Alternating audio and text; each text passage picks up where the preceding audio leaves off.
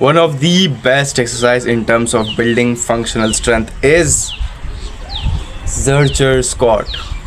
ठीक है, not in terms of building muscle. मैंने क्या किया था, मैं इस चीज़ के बारे में जब डिस्कवर किया तो सोचा कि क्यों ना इस चीज़ को ट्राई आउट करते हैं. मैंने जर्चर स्क्वाट को अपने ट्रेनिंग रूटीन में डाला एंड बाकी सारे स्क्वाट्स को हटा दिया.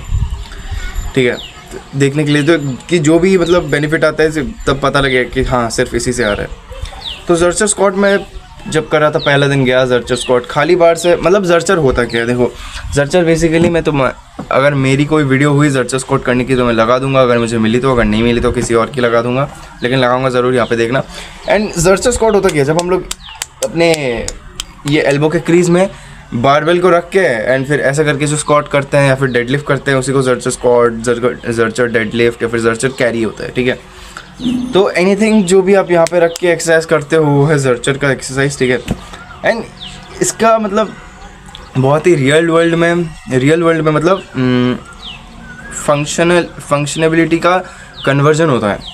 इसका मतलब जब मैं अपनी स्टोरी बताता हूँ, अपना एक्सपीरियंस बताता हूँ. पहली बार जब मैं जिम में गया था, खाली बार से जर्चर मारा था, चलो ठीक ठाक लग रहा था, इतना कुछ दिक्कत नहीं हुई. जैसे ही मैंने 5-5 किलो दोनों साइड लगाया तो मेरा ये दुखने लग गया. तो भाई मैं इस चीज़ को छोड़ दिया था. उसके बाद 1-2 दिन के लिए फिर वापस से गया, फिर 5 kg हटा के 2.5 kg लगाया दोनों साइड में. एंड उसके बाद फिर भी दर्द था, मतलब उसके बाद फिर भी स्क्वाट किया एंड मेरे लेग्स के पहले मेरे आर्म्स थक जाते थे, आर्म्स थक जाता था.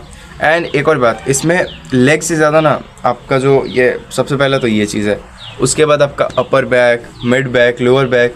आप जैसे अभी बारबेल बैक स्क्वाट करते हो तो उसमें आपको अच्छे से देखना पड़ता है कि सीधा है कि नहीं, मतलब अच्छे से पोस्चर मेंटेन करना पड़ता है. इसमें आपको पोस्चर मेंटेन करने की ज़रूरत नहीं है. ये आप इधर रखोगे ना वेट को, ये अपने आप आपका बदन जो है अपराइट हो जाएगा, ऐसा फील होगा आपको. देखो तुम खुद जाके ट्राई करना, ओके, खुद जाके इस एक्सरसाइज को ट्राई करना एंड देखना कैसा फील होता है तुम्हें. ठीक है, तो उसके बाद मैं ये एक्सरसाइज करते गया एंड कुछ दिन बाद जाके थोड़ा सा वेट इंक्रीज़ किया मैंने, प्रोग्रेसिव ओवरलोड किया. तो ये वाला जो चीज़ भी था ये मेरा स्ट्रॉन्ग हो गया था. लाइक मैं जो चीज़ 10-10 किलो लगाने के बाद दुखता था वो अभी 20-25 किलो लगाने के बाद भी नहीं दुखता.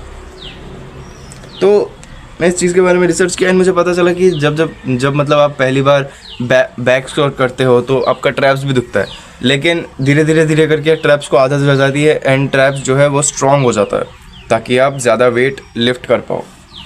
वैसे ही मेरे एल्बो क्रीज के साथ हुआ. मेरा एल्बो क्रीज भी जो है बहुत ज़्यादा स्ट्रॉन्ग हो गया ताकि मैं इसमें और भी ज़्यादा वेट लोड कर पाऊँ. And guess what, I have a 95 kg Zercher squat now. मैंने कुछ दिन पहले जाके 5-6 रेप्स का जर्चर स्क्वाट किया 2 set and 95 kg is a good weight at my body weight I think for a Zercher squat. I am around 50 kg, 51-52. ठीक है, तो Zercher squat made me super strong not only in the gym. सिर्फ gym में ही मेरा जो है जर्चर का स्ट्रेंथ है वो इंक्रीज़ नहीं हुआ, इट इम्प्रूव्ड माई, बोला ही तो, रियल वर्ल्ड फंक्शनेबिलिटी. तो मतलब पहले कुछ भी चीज़ अगर भारी चीज़ अगर लिफ्ट करना चाहते, क्योंकि देखो हम लोग जैसे डेड लिफ्ट करते हैं वैसे करके तो कोई रियल वर्ल्ड में चीज़ नहीं उठाते, या फिर स्क्वाट करते हैं तो पीठ में ले जाके तो कोई सामान नहीं ले जाते ना. रियल लाइफ में हम लोग क्या करते हैं, हाथ से ही उठाते हैं, ऐसे ही इस जगह पे रखते हैं, इस जगह पे उठा के ले जाते हैं, है कि नहीं. तो वो बहुत ज़्यादा कन्वर्ट करता है हमें मतलब फंक्शनल स्ट्रेंथ में. तो वैसे करके मैंने नोटिस किया कि जो भी चीज़ ऐसे करके उठाना होता था उसमें मेरा कम एंड्योरेंस लगता था एंड कम मतलब मेहनत लगती थी एंड मैं आराम से उठा के काफ़ी देर तक उसको काफ़ी दूर तक ले जा सकता था. ऐसे रियल वर्ल्ड में मैंने नोटिस किया है.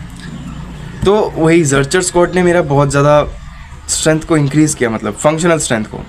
एंड मसल की बात करूँ तो जो मसल आपको बैक स्क्वाट में अगर आप 10 दिन करोगे वो मिलना चाहिए था, तो वो मतलब लेट्स से आप अगर बैक स्क्वाट करोगे तो आपको 80% लेग में ग्रोथ मिलेगा, लेकिन जर्चर स्क्वाट करने पे वो 40 या 50 पे कन्वर्ट हो जाता है. ये तो मैं सच बात आपको बताऊंगा, क्योंकि एक मसल की एक्सरसाइज नहीं है. इसीलिए मैंने इस चीज़ को 2-3 महीने किए और 95 kg तक बिल्डअप किया. मैं 100 kg भी कर सकता हूँ अगर मैंने 95 kg के साथ 5-6 रेप्स निकाले 2 सेट्स, तो मैं 100 kg के साथ 1 रेप नहीं निकाल सकता, 2-3 रेप नहीं निकाल सकता क्या.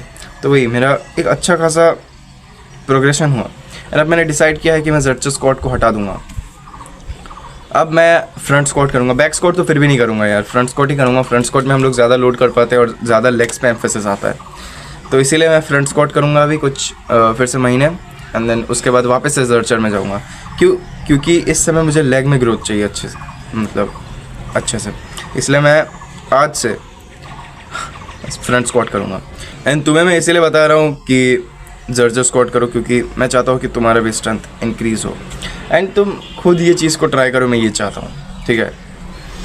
आज या फिर कल जब भी जिम जाओगे तो जर्चर स्क्वाट करके देखना अपने नेक्स्ट लेग डे में, ठीक है।